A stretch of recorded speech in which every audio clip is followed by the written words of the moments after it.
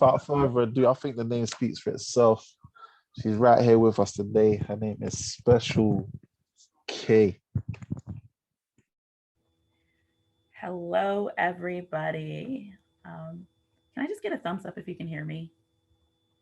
Okay, awesome. So, wow. Um, this conversation that we have had today has been wow. That's like, I just keep saying that over and over again is wow. Um, so, I'm going to do three pieces for you. I'm going to try to stay 10 minutes, but Gary specifically asked for the last two pieces, and I just feel this first piece is appropriate. So, I'm going to do it and then ask for forgiveness later. Cool, cool. Gary Okay. told me I'll be on for 2 hours. Look at the time. so, this first piece in dealing with mental health and especially in the Black life, it is important for us, well, anybody really, but for Black people to have allies in this fight for mental health help and awareness. But just as importantly as it is for us to have help and allies, it is important for that help and those allies to not think that just because they are close to the Black experience that they understand the Black experience. And so this poem kind of speaks to that. Dear lady, whom I've never met before, your poetry was beautiful. It flowed from your lips exactly how I imagine ink would spill from 100-year-old wells. It made my heart swell with its forced stops and goes. Dear lady, whom I've never met before. These are all the things I wanted to say, all the words I wanted to give and type on the screen the other day.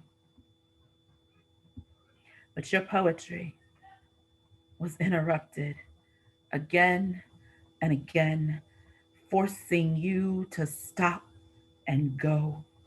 Dear lady, whom I've never met before, I could see your anger rising, your cheeks becoming more and more rosy, the fire in your eyes putting on such a show that even the dimmest of dim souls would know to batten down the hatches and take cover from the anger that was moments away from erupting within. Dear lady, whom I've never met before, no one blames you for needing to explode.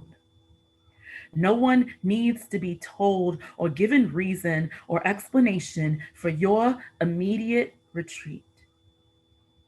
Dear lady, whom I've never met before, was this your first time?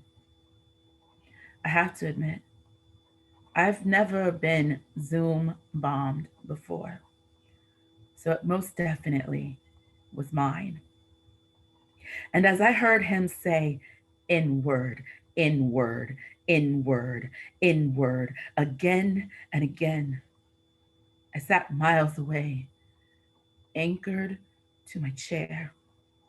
My stomach nosedived to far below my toes, then reversed its course and nearly ejected itself from the holes within my nose. Dear lady, whom I've never met before, I wonder if you know how much privilege you showed by announcing to an audience who'd all witnessed the same 15 seconds of attempted robbery as you from some idiot nincompoop to claim their spotlight and fame, that you could not take this anymore and you were going away. All while I sat glued to the chair, everything within me instantly rooted and grounded in fear. Dear lady, whom I've never met before, Have you ever experienced this kind of fear?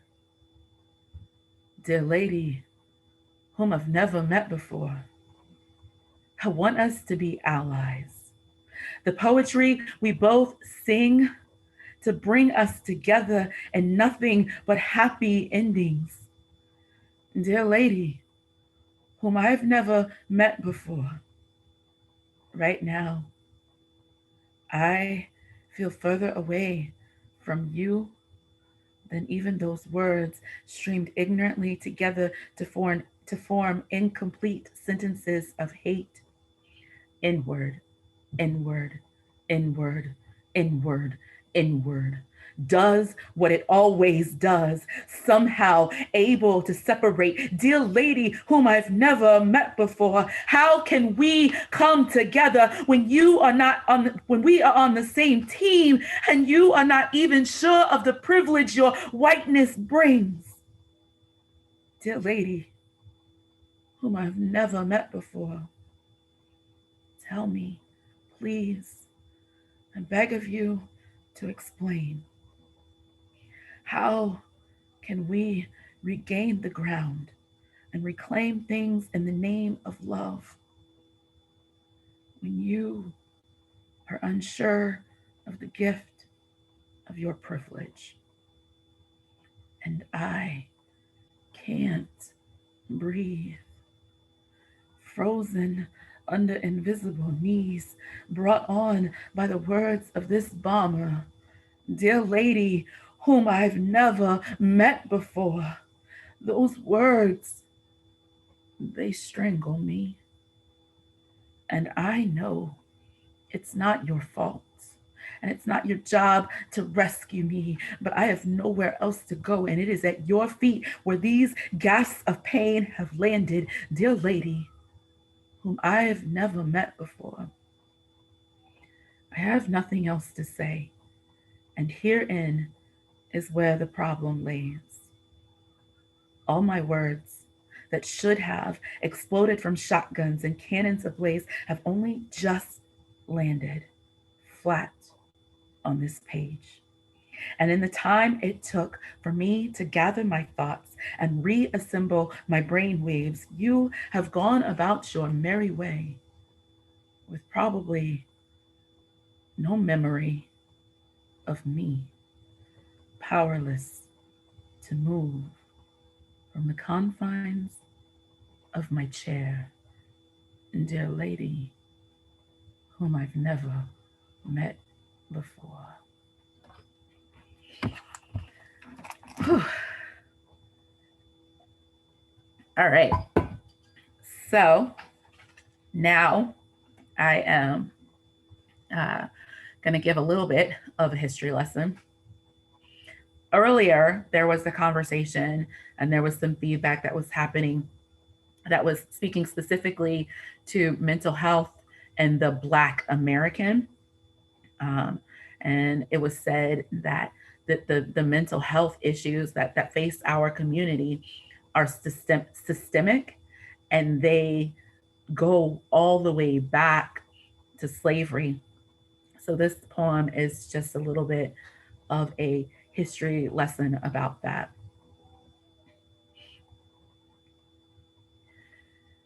My mother told me someday I would buy galleys with good oars and sails to distant shores. They hid rice and the strands of plaits twisted together in my ancestors' hair. They did not know where they were going, but they made sure they would always be able to find their way back home. Shackled, bound together, and beaten down, the white man tried to kill the spirit of my ancestors, but still I rise. My mother told me someday I would buy galleys with good oars and sails to distant shores. And as they boarded the boat, great big ships designed to traverse oceans. Some of my ancestors decided that they would rather die than kowtow bow to the white man who drinketh rum and telleth lies. And so they hurled themselves into the hectic swells of the Atlantic mist. The white man's hearty laugh could be heard over the mournful cries of my ancestors. Cockily, they said, my ancestors would not be missed. But the spirit of my ancestors does not lie at the bottom of the sea. The spirit of my ancestors is trans, and it spans over all the land. The spirit of my ancestors is free. My mother told me someday I would buy galleys with good oars and sails to distant shores. Arriving in the ports of foreign lands, and faced with the challenges of not understanding the tongues of white men who shouted and cursed, the spirit of my ancestors could not be crushed. For over 400 years, those ships did sail, each filled with white men who capitalized on the fear and wails of my ancestors. Time and time again, they tried to kill the spirit of my ancestors, but still I rise. My mother told me someday I would buy galleys with good oars and sails to distant shores. I am the rice paddy, sown from the grains hidden in the strands of plaits twisted together in my ancestors' hair.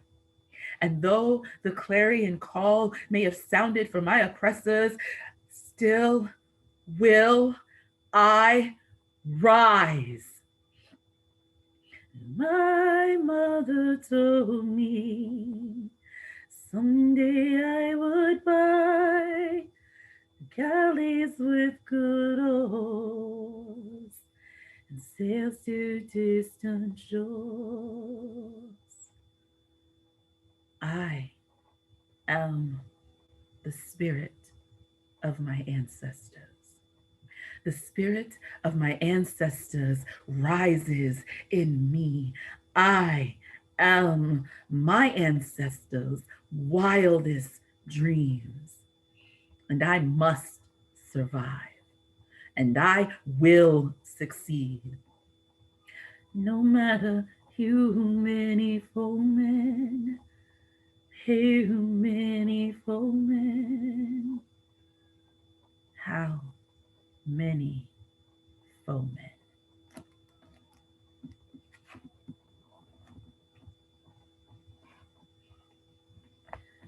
Alrighty. And last one. Excuse me.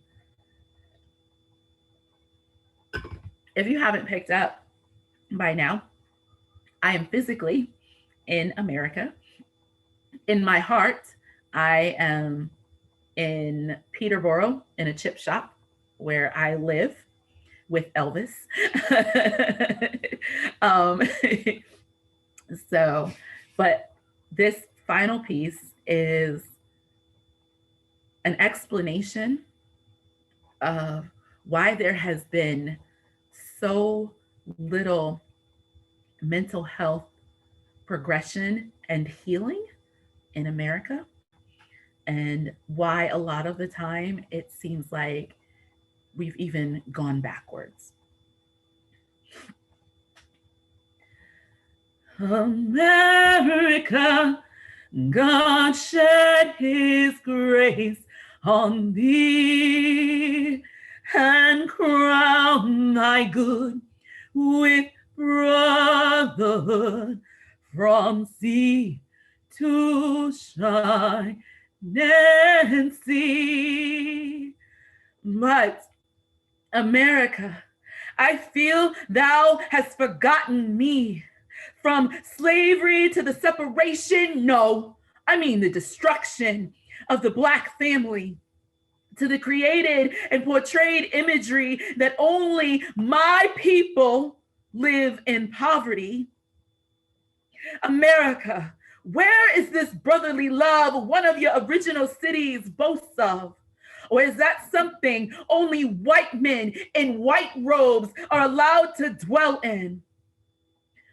America, God mend thine every flaw. Confirm thy soul in self-control, thy liberty in law. But America, I feel like I am the only one flawed, and that you have taken it upon yourself to mend them, laying waste to my brethren, their lifeless eyes staring upward toward heaven, the streets soaked in their blood, while the pavement still echoes the reverberation. Stop! Don't move! Hands in the air! Bang! Bang! Bang! Oops. We did it again. America, the police have become a vigilante. They have decreed themselves to be lawmen of this country, as well as the deciding factor in who gets liberty or death unto thee. America, may God thy gold refine, till all success be nobleness, and every gain divine. But America, your riches have been obtained in all ways unmoral, unethical, and unjust. You have stolen from Africa and every other country along the way until there is practically nothing left. And you have forced those who have suffered at the hands of your plundering to bow and call you king. America, where is the nobleness in that? And from that day to this one, divine has not been the name of every gain for a people who look like me. Each step forward has been riddled in strife, struggle, oppression, and even death. America, God shed his grace on thee and crown thy good with brotherhood from sea to shine and sea. But America, you have forgotten the grace bestowed upon your broad shoulders. Your memory seems to fade when it comes time to admit that without the backs of slaves, you would have never made it to this here great stage. America, when will you open your eyes and stop pretending to be blind to all that is negative inside of you? America, when will you demand? No. America, when will you decree? No. America, when will you issue justice for all of us? Only then can I truly be free. Only then shall we stand in unity on this, our home, sweet home. America, God shed his grace on thee and crown thy good with brotherhood from sea to shine and see. America, I want to see my son make it to 2022. America, my Black son matters to me. America, when will we matter to thee? America, God shed his grace on thee and crown thy good from brotherhood, from sea to shine and see. America, don't let this be the last breath for me. Thank you so much for having me. I am so happy to be a part of this conversation, and I implore everyone that this conversation not stop here, but that it continues, and that you be the instigator for change. Have this conversation with your children, with your sisters, with your brothers, with your mothers, with your fathers, your grandparents, your allies, your neighbors. Do not let this conversation die just because a Zoom room closes. And that's it for me. Special K, and I love you. We love you too. Oh my God. I love you too. I love you more. I thought Special K was just for breakfast, but damn. Yes.